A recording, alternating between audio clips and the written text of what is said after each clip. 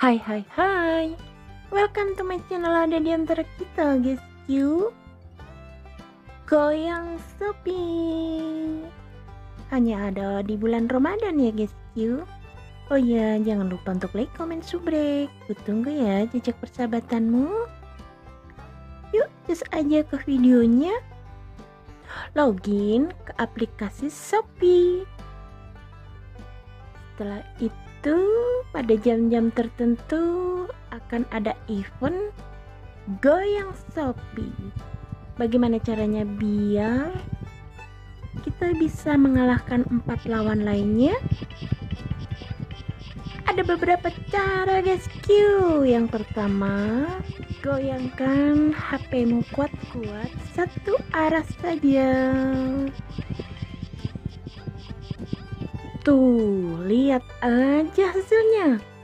Aku number one guys Q, nomor 1. Kesempatan pertama sudah lewat dan menang. Kesempatan kedua bisa juga HP-mu digoyangkan memutar guys Q. Kayak goyang dompet, goyang dompet. Masih di nomor 1 kan guys Q. Tuh lihat aja hasilnya babak kedua. Lanjut ke babak ketiga. Taruh HP-nya ke dalam saku. Terus lari-lari di tempat guys you, sekencang-kencangnya.